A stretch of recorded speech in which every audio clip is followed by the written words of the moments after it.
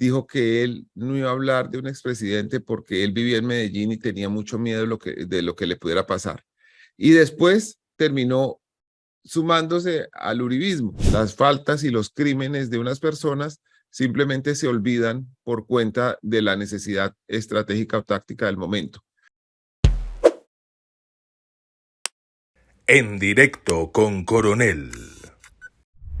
También pregunta Blasfemia 666. Dice, don Daniel, te hice caso y busqué en National Security a Álvaro Uribe Vélez.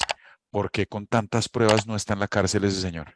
Ay, no, eso sí no sabría contestarlo, doña Blasfemia o don Blasfemia, no sé si es don o doña, pero realmente sirve mucho mirar las cosas que han conocido las agencias de seguridad de Estados Unidos a lo largo de los años. No es algo que haya pasado puntualmente en un momento y se haya olvidado, sino que a lo largo de los años ellos han conocido y han discutido temas que involucran al señor expresidente Álvaro Uribe.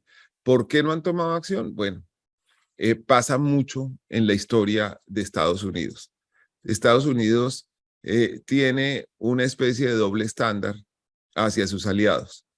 Cuando el Ayatollah Khomeini derrocó al Shah de Irán, el Ayatollah Khomeini se convirtió en el enemigo público número uno del mundo. Y una de las personas para contrarrestarlas fue Saddam Hussein. Entonces, no se decía nada de Saddam Hussein, a pesar de que era un asesino terrible, a pesar de que había utilizado guerras químicas, gases tóxicos para eliminar parte de la población en el Kurdistán. Todo eso pasaba desapercibido para Estados Unidos porque en ese momento era el aliado que necesitaban para contrarrestar al ayatollah.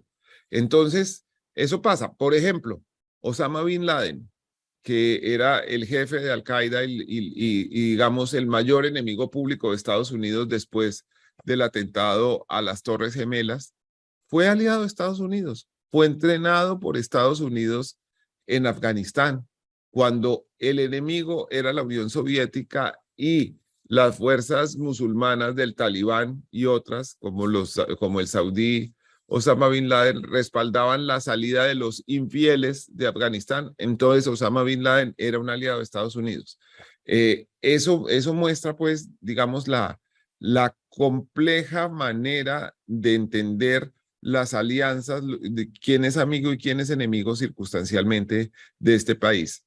En ese contexto, a veces las faltas y los crímenes de unas personas simplemente se olvidan por cuenta de la necesidad estratégica o táctica del momento.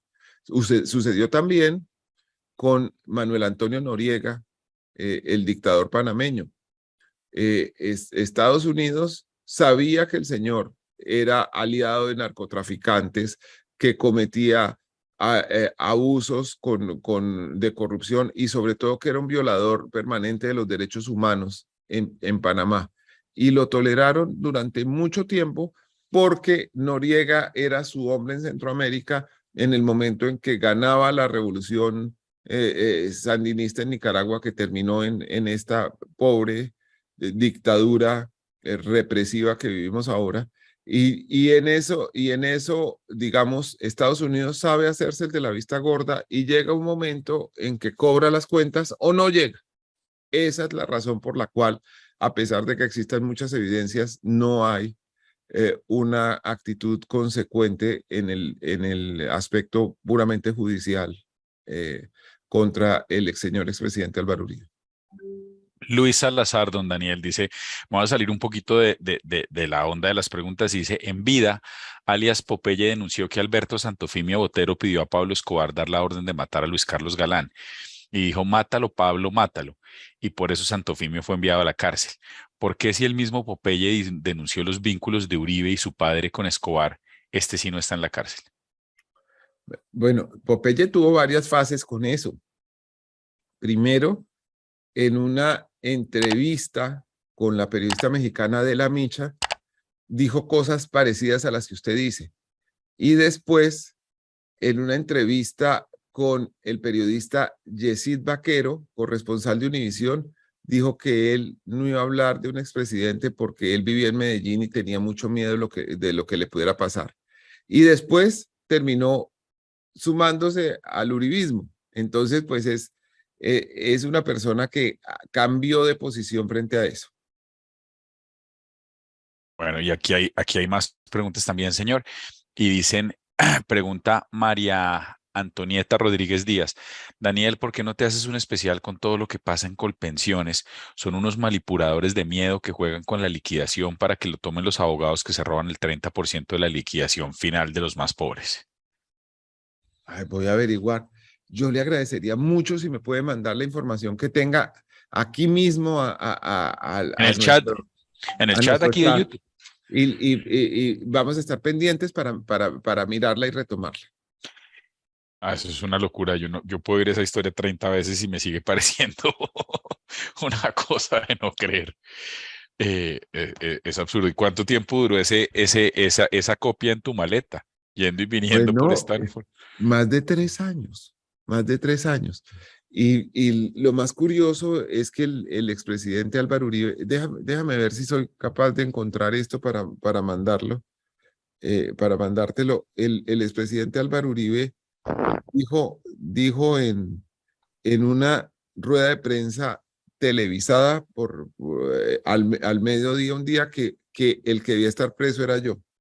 Espérame un momentico a ver si la encuentro para compartir eso. La transmitieron los canales Caracol y RCN. Eh, a ver, a ver si la encuentro acá. Se la mando a Diego y vemos todo lo que... Mira, aquí está. Es que esa historia es una locura. Esa historia es una locura, de no creer, de verdad. Mira, te mando el YouTube Dale, para que lo ya mismo lo pongo. compartamos. Sí, señor, ya Y mismo.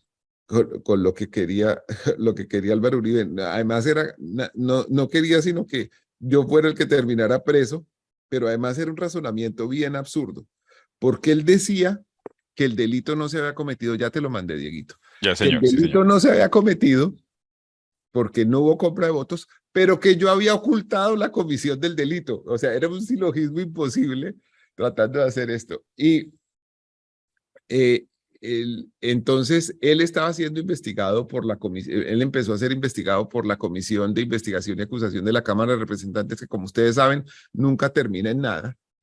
Y uno de los representantes investigadores compulsó copias para que la fiscalía me investigara a mí. Y obviamente, pues eso no tenía ni pies ni cabeza y no prosperó ninguna investigación, pero Uribe en su delirio pensó que me podía poner preso por revelar que él estaba cometiendo un delito. Es una locura.